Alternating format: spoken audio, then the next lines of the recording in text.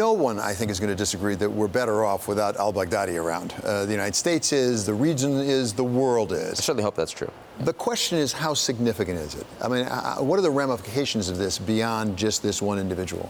It's significant in a few ways. First of all, because on foreign policy, Trump had probably been taking his greatest friendly fire on the Syria decision, pulling troops back. Republicans across the board in the House and Senate loudly saying how much they disagreed with Trump's decision.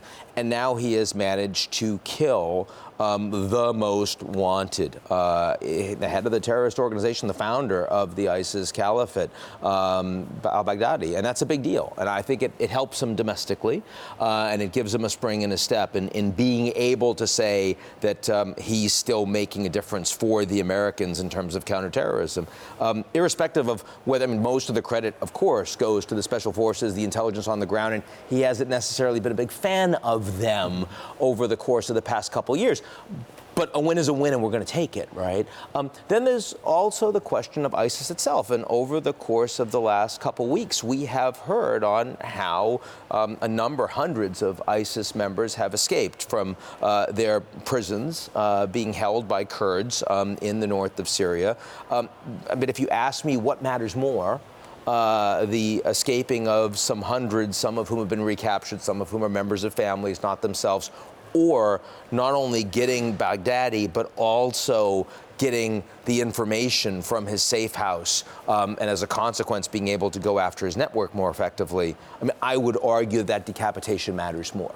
So on balance, I think this is, again, across the board, pretty good news for the U.S. It's interesting to me that one of the things we heard from the president yesterday at the White House was that Baghdadi was in the process of reconstituting Islamic State, that, in fact, he was trying to bring it back. Earlier, we heard from President Trump, it was gone. 100% success. That's right. So that raises the question of, can it come back again with or without Baghdadi? Of course it can. And again, if you ask me, what are the reasons why ISIS is going to be coming back? Number one, it would be because the Kurds are no longer as willing to engage in that fight, absent support of the Americans, and Assad and the Russians certainly are going to be more willing to leave that behind, let others do the lifting if they want to. But also because in Iraq, you now have a new government that's going after anyone that is perceived as connected to ISIS, their old caliphate based in Mosul.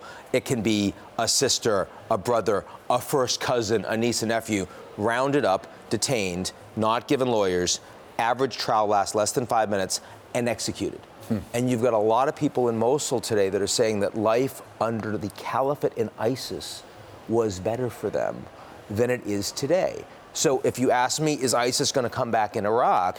The answer is yes, and largely for a completely different reason that no one's talking about. But let's also remember one final thing, is that when Trump says these guys are 7,000 miles away and that's why we don't care so much, it would be better if he didn't say that. But that's kind of very similar to when Obama told Merkel, we're not going to take any of these refugees. Why not? Because they're 7,000 miles away.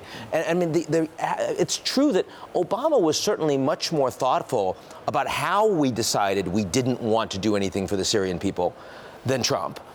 But the ultimate response is that we're not doing an awful lot for the Syrian people.